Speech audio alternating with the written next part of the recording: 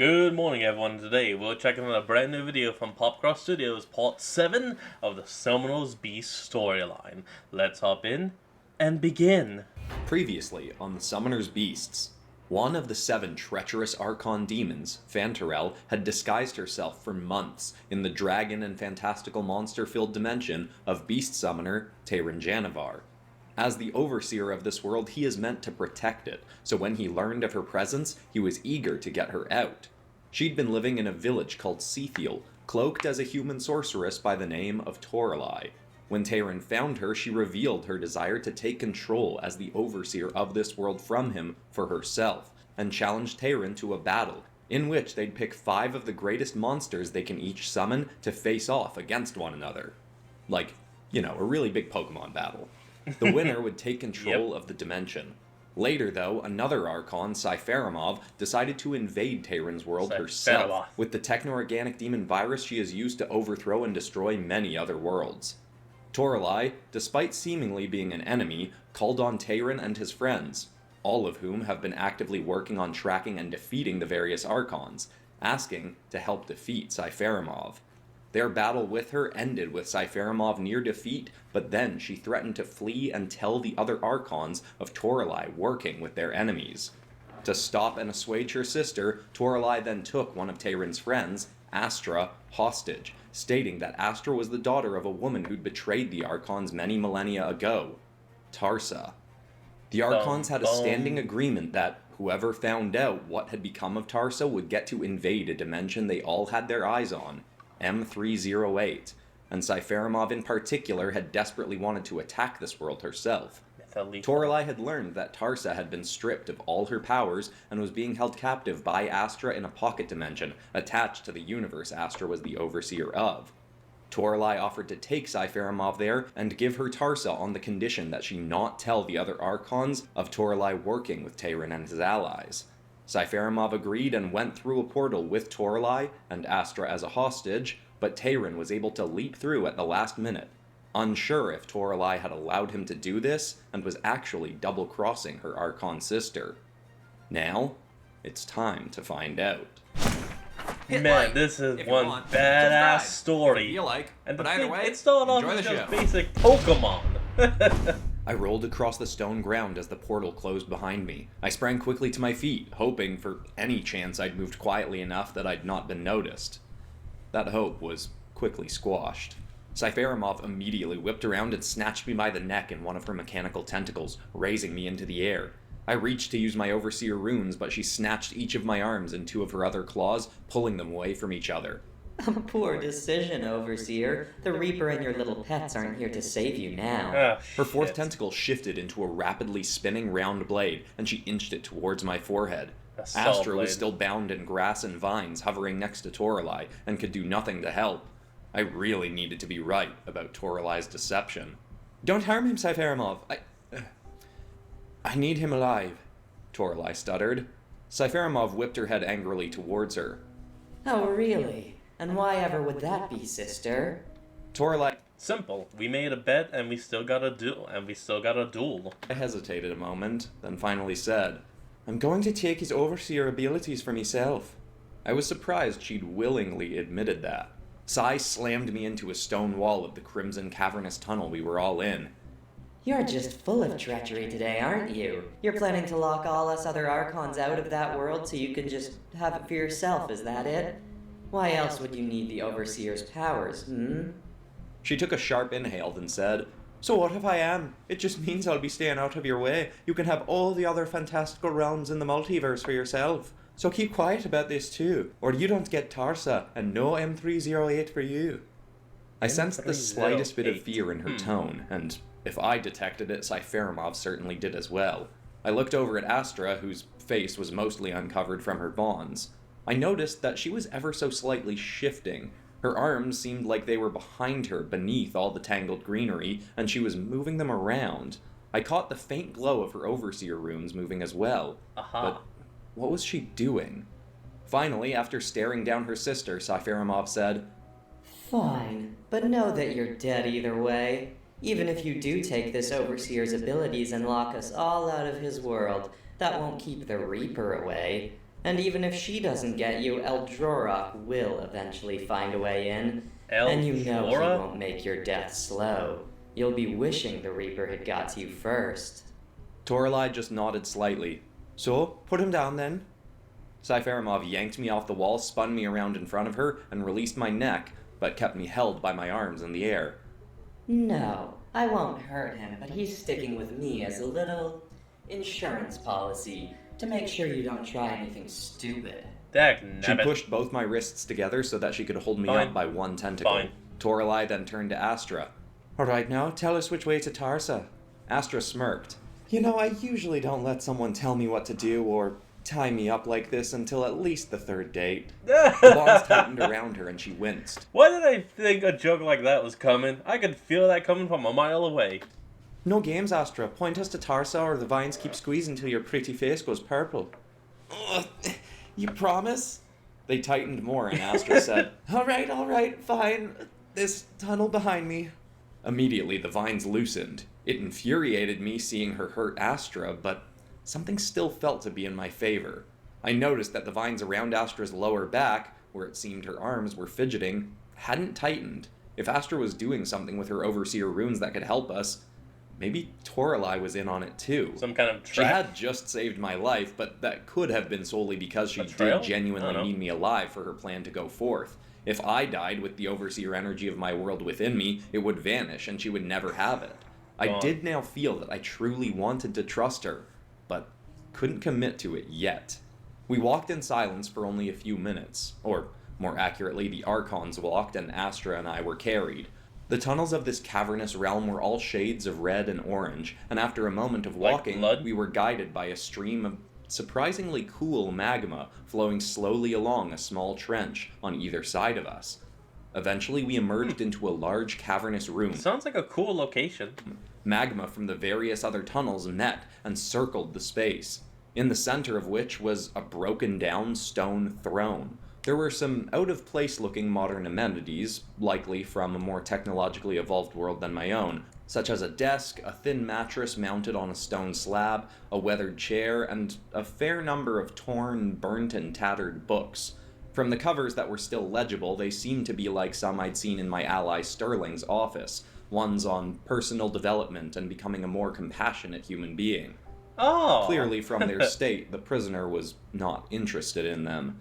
Yeah. Speaking of whom, in front of the stone throne, doing push-ups with sweat pouring off her forehead, was a woman I'd never seen, but had heard many awful things about. The one and only. Tarsa.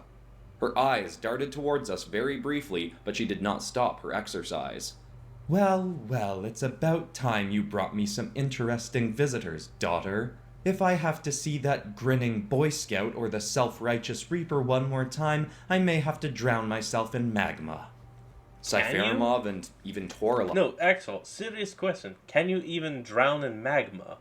I mean, I guess technically, if you will magma-proof, you could. But it's so thick, I don't really think you would be able to. I both looked trying to drown in milk. astonished, an No way that expression I happened. was not used to seeing on beings as powerful as themselves. Cypheramov spun me behind her, still holding me up, but walking farther from me towards Tarsa. You really managed to live all these years. Incredible. And so unfortunate for you that you lasted long enough for us to take physical form and come find you. Tarsa finally stopped mid-push-up and completely turned her head with an intrigued grin. So, it is you then. She stood up slowly. Even if she didn't currently have any abilities, she was still quite intimidating in demeanor and stature. Oh, no She shit. almost seemed happy to see the Archons, which just made me all the more unnerved. Cypheramov looked her up and down and said, Looking a bit frail compared to your old self. The years haven't been so kind, have they? If this was considered frail, I imagined she must have looked like Heath in the past. Tarsa held her ground confidently. That is both an insult and a compliment, because it's an insult because he's a guy, but it's a compliment because he is jacked! As the Archon approached. It is not the years that have been unkind, it is my insolent daughter. I gave her your orb and a whole world to oversee, and she repaid me with imprisonment and stripping me of all my power. So have all the fun you want torturing a powerless opponent. Though the less cowardly play would be to return some power to me, so we can have a proper battle, Green Oh, that's Archon. not a good idea. Cypheramov's claw slammed into Tarsa's neck and smashed her into the stone chair, then pulled her forward again. She grabbed her arms in the same way she'd initially taken mine, pulling them in opposite directions. Her only extra limb not binding Tarsa was the one still holding me in the air. Meanwhile, as intriguing as the scene before me was, I was also actively trying not to draw attention to the slow movement I was seeing from Astra and Toralei next to me. Cypheramov was clearly pulling Tarsa's limbs away from each other more and more, but her victim seemed unfazed. You think you can goad me into granting you more power after all we gave you? Okay, well, at least Cypheramov, or however you say your name, isn't a complete dumbass. Funny how you feel so betrayed by your daughter when you did so much worse to us. We created the multiversal orb for you, gave you the greatest power in the multiverse, and all you had to do was make physical forms for us. Instead, we had to wait thousands of years for that bratty little Orava girl to do it for us. I'm going to so enjoy tearing you apart, and then I'm finally going to return to M308 and take control of the world you could have ruled with us, if you'd given it to us oh so long ago. Tarsa sneered. Oh, Green Archon, that sounds like a lovely little plan you have. Unfortunately, it seems you have not learned to be more careful who you trust. Cypheramov paused a moment, then whipped her head back towards Toralei and Astra, which finally gave me permission to do the same. Toralei had moved directly behind Astra. The vines were barely binding her now, and she was just finishing a set of intricate movements on her Overseer runes. The greenery all dropped away, and she turned and pressed her palm into Toralei's forehead. Suddenly, there was a pulse of wind from them both, and Astra's Overseer runes moved off of her and on to Toralei's head, then sliding down her body onto her own arm. She immediately started spinning and pressing the runes. Wow, this is surprisingly intuitive, isn't it? Huh, so look at that. There is a way of passing on the powers willingly, and I guess that was like the whole plan. And, oh, well, maybe. I'm not sure. Cypheramov yelled out. What is this? What are you doing? Oh, just getting us all ready for a little cage match, sister. I hate Tarsa about as much as you do, but this was never really about being here for her. A frightened look suddenly struck Cypheramov's face as an excited one came across mine.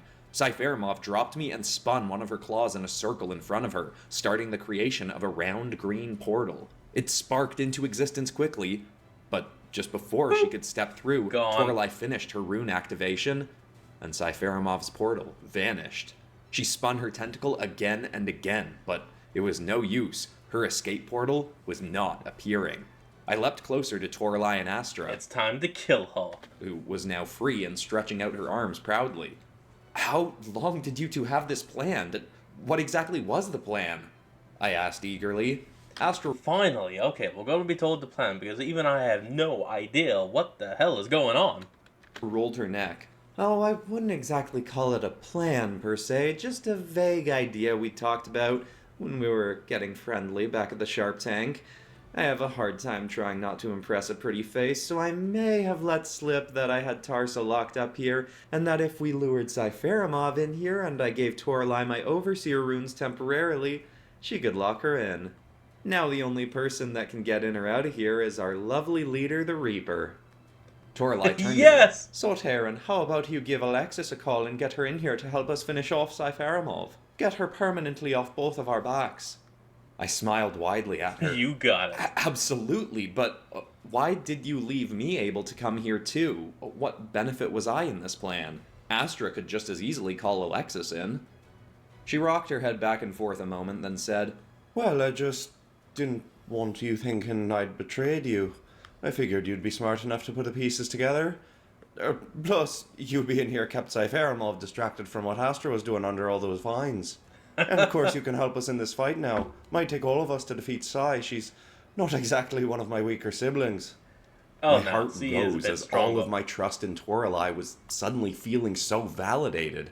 I still didn't fully understand why she seemed more inclined to help us than the other Look, Toralei may be an Archon demon, but at this point, I'd be hugging her and saying thank you. Archons, but I didn't have time to find out, as we were far from out of trouble yet. A mildly impressive misdirection, daughter, but what pleases me more so is that you brought me not one, but two of the Archons. Very convenient. We all suddenly noticed that Cypheramov had stopped trying to open a portal and now seemed to be choking and shaking. She dropped to one knee and, still held in the air by three tentacles behind her, was Tarsa, taking in a slow, deep breath as waves of green energy were spilling onto her body from Cypheramov's tentacles. Cypheramov tried to release Tarsa and pull her tentacles away, but Tarsa snatched two in her hands and held them tight. I turned to Astra. What's happening? I thought you stripped Tarsa of all her powers before you locked her in here. Astra's lip was trembling. I did. There's no way she has any powers. I must have checked and confirmed 50 times. There's no way I'd have ever risked her getting out of here again. Tarsa marched closer to Cypheramov, still holding the tentacles, and kicked Arsa's gonna eat her, isn't she? I'm calling it now. her to the ground, then stomped on her back. The green energy then started swelling up through her leg as well. Oh, you did, daughter. But, you see, I have been alive long enough to know to always have backup plans in place. She knelt down and held her head closer to Cypheramov's, who was wheezing. Did you really think I'd possess the multiversal orb for thousands of years, the only item that can grant you all your physical forms, and not consider that someone else may acquire it at some point and grant you those forms themselves? In case that did transpire, I built into it a little curse of my own, just for you Archons. We didn't understand what was happening yet, but Astra's shock wore off enough for her to transform in a burst of steam to her green dragon form, and she lunged forward towards Tarsa to get her away from whatever she was doing to the withering Archon. To all our Titanic shock, dragon. though, a black tentacle then sprung out of Tarsa's back, latched onto Astra by her scaly neck, and hurled her into one of the nearby tunnels with little effort. I made sure that if ever someone used the orb to grant you all physical forms, those forms would be like power batteries for me. I'd then be able to absorb all of your ever so impressive abilities for myself. You won't even have access to them when I banish you back to the non-physical realm. They'll be all mine. I even gave my daughter shit. the orb, thinking you may contact her from the non-physical realm and have her make you these forms. Much as her treachery did hurt me, it was also not unexpected. Though apparently the blocks I put in place so you Archons could not track my movements or contact me again extended to my daughter as well. And so I've simply been here waiting for the day you gain physical forms and come looking for me, so I could finally do this. Tarsa then ripped Cypheramov's tentacles off. With one last furious and terrified glance, the pinned Archon demon burst into smoky ash and green energy that swirled all around Tarsa and shit. merged with her body. She became like a blend of her prior self and Cypheramov, with two tentacles emerging from her own back. Before I could even process what was happening, one of the limbs sprung forward to me and bound my wrists once more. I was yanked into the air over to Tarsa as Astra was lumbering back into the room. My heart was thudding like never before. Had we really just handed the powers of an Archon demon to the most treacherous woman in the multiverse? Tarsa's other Sounds tentacle like it. suddenly shifted into the same spinning blade Cypheramov's had once been, and she held it close to my shoulder. I could feel it slicing away chunks of the fur lacing my upper armor. Now, Blue Archon there, you and my daughter seem to be friends with this boy, so here is a deal I offer you. I am going to count to 5. With each number I count, I will sever one of his arms and legs. If I get to 5 and you have not released the locks on this dimension, allowing me to leave, then his head will be struck from him as well. Oh, shit. Immediately, I yelled, Do not do it, Toralei. This may be our only chance to keep her trapped. Astra had shifted back to her human form and was yelling through her multiversal wristwatch. Alexis, get here now, now! Tarsa slowly said, 1. I felt the spinning blade pierce into the flesh of my arm, and I couldn't hold back a terrible shriek of pain. I wanted to stop myself to not trigger a response from Torla. And that explains why he's bleeding in the artwork there. That little bit right there. But I couldn't help it. The pain was brutal. Okay, stop it, please, stop. The blade pulled back just out of my arm, but I could still feel the wind and my own blood on it spraying my skin. All of a sudden, I was regretting the fact that Toralei actually seemed to care about my well-being. Toralei, really, you can't let her out. Suddenly, in a swirl of purple smoke, Alexis appeared in the cavern before us, her Reaper ring spinning around her head. Despite her usual stoic demeanor, Alexis's jaw dropped and her hands started to tremble when the scene before her set in. Tarsa? What? How? Before she even finished asking anything, she created a Reaper sword in her hand, but Tarsa instantly moved the spinning blade to my neck. Reaper. Presumably you are friends with this one as well, and I doubt you are yet so quick as the first Reaper I faced. Do you think you can reach me before I rid him of his head? Alexis didn't move forward, still shaking and clearly thinking as fast as she could for a solution. I was about to restate that they should ignore my fate and attack Tarsa, but then Toralei finished her rune activation and held her hands up. There, the locks are gone, now release him. Tarsa's blade retracted and she spun that claw in a circle behind her, instantly opening a round green portal. She grinned. He will be returned shortly, unless you attempt to follow me.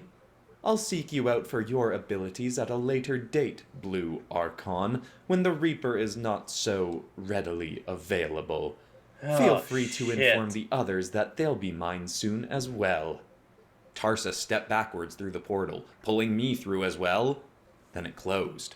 We were in a grassy field at night, but she then made another portal and moved us into another dimension, presumably in case they'd been able to track which dimension she'd escaped into first.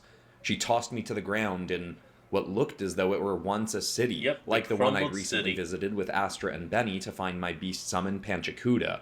But this one was now little more than rubble. It seems the Archons have already had their way with this world. Pity, it was one I'd always been interested in having control over myself. My shoulder was throbbing from where the blade had entered, but I could still move my arm well enough. She hadn't reached bone or torn through much muscle. I ripped a piece of my pant leg off and wrapped it around the gaping wound to slow the bleeding. Classic move, very classic. Please tell me that besides being an... Actually, it's so classic, why did it even start? Overseer, you have some sort of impressive ability.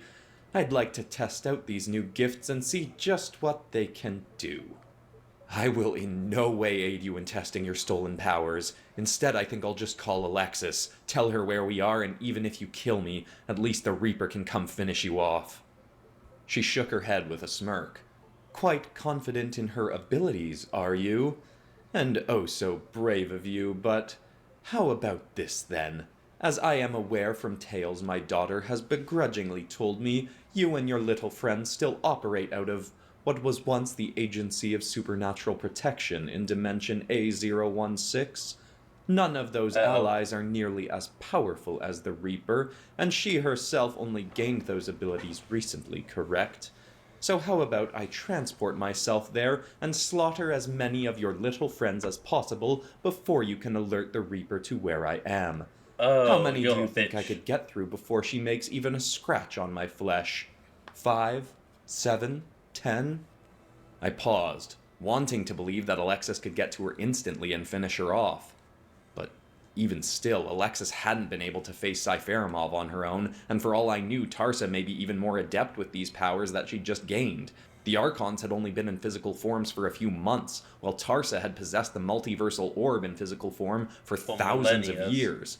Plus, she'd clearly had this planned for a while. I didn't want to risk any of my friends being harmed, but was still hesitating. Until finally she said, "Perhaps I'll even start my slaughter with your little lover." My head instantly swung up and my teeth clenched into a snarl, picturing Tarsa going anywhere near Kayla. Though I quickly realized that was a revealing response. "Ah, so you do have a special someone. As if I'd have actually known that, but thank you for making it evident. How is this? You give me a suitable challenge to test my new abilities, and not only will I not dedicate my time to learning who this person is and coming to your world to rid them of their limbs, but I will even permit Damn, you you're afterwards crazy. to return to your allies and world, somewhat unharmed, or in the least still alive, if barely. I wanted to protest. I wanted to run her through with a blade, but I knew neither would help. I am a beast summoner. I call upon creature summons to fight with me and for me. Mm-hmm. She grinned in a way that made my skin That's kind of crawl. it. Excellent. Then I shall do the same. She spun one of her tentacles in a circle again, making a much larger portal than before. It opened into a very dark realm. Through the gateway came a roar that sounded as though it were from a creature choking on viscous fluid. Stomping through the portal came a dripping slime beast with a large toothed maw, dragging its body along on two This thing looks like, I think it's both melted, skeletal, and cybernetic. Even just poorly with that helmet. burly arms. Tarsa looked at one of her claws, and its end formed into a writhing piece of black and green machinery that almost looked like a biomech, similar to the ally my love Kayla is bonded to. She hurled it onto the head of the creature, and the machinery instantly started to grow and spread, overtaking it in the same way Cypheramov had taken control of Gojiralith. Soon the beast's roars of protest faded into a rumbling deep purr as it stared over Tarsa towards me. She turned, raising herself up on two mechanical tentacles. My beast is present, so bring forth one of your own. Quickly, before I decide to visit your friends out of boredom. As reluctantly as I Whatever could you while say. still abiding, I started slowly turning my Overseer runes. I despised doing what she wanted, but in the least, I may be able to defeat Tarsa's monster and give her a sign that she wasn't nearly as powerful as she clearly wanted to believe. Even as I was finishing my summoner cast, I hadn't yet decided which creature to call. But whoever it was, I needed them to be ready for what was likely a very dangerous fight. Who will it be? I'm actually not sure. He's got a lot of good choices. And it's difficult to know, like, what the hell to think it is. Poisonous? I don't know. But damn, that's good alt walk. Whoo! Tarsa's loose, everybody, and she's gonna be causing some problems, both for the Sharp Gang and for the Archons. We're coming down to, I think, just 2 episodes left in this series, but even after it's done, Ooh. there's gonna be a lot of stuff set up for, what's happening going forward in Multiverse Tales. Oh, yeah, Anyway, if there's you a want lot. a more thorough description of what happened between Tarsa and the Archons way back when, and you haven't been watching Mytholethal, you might want to go back and watch that whole series, or just specifically, I think it's episode 7, where I explain what happened between Tarsa and the Archons, and get excited for Starseed Psyche, which is going to be starting up soon now that Vigilance is over. And another episode of Mytholethal will be coming out a week from today, after part 2 of the community redraw, which I did part 1 just before this video. But anyway, besides that, that's all for today, except of course for ending this video on some kind of positive or inspiring note, and the thought I want to leave people with today is a quote from a man named Mike Dooley, and I may have used this one before, Wait, I but don't know it that probably would name. have been a long time ago. And that's that taking action breeds clarity. And the way I process that today in rereading it is, if you have a ton of different project ideas that you think you want to try, and you're being indecisive about which one to jump to first, just pick one and start taking action towards it. It is entirely possible that you get partway through it and realize, this isn't my thing, this isn't the project I want to put my time into. But at least you've gotten clarity on the fact that that one isn't the thing, and you know not to go in that direction anymore. Then you Yeah. pick another one, Yeah, take that's action good. on it, and maybe it ends up being the project that you want to put your time and attention into. But regardless of whether you find out you were right about that project or wrong about it, you have still gotten more clarity about which direction you should be going, which is far more Yeah. useful than just sitting back and being indecisive. I hope that's inspiring. I love you all, and I'll see you all in the next episode on Friday. Goodbye. Alright everyone, that's going to be the end of today's video, and I hope you all enjoyed this. Remember to like, comment, and subscribe for more. Link to the original will be in the description below, and I'll see all you folks next time when we flick back on. Till then, this is Fox, signing out. Peace.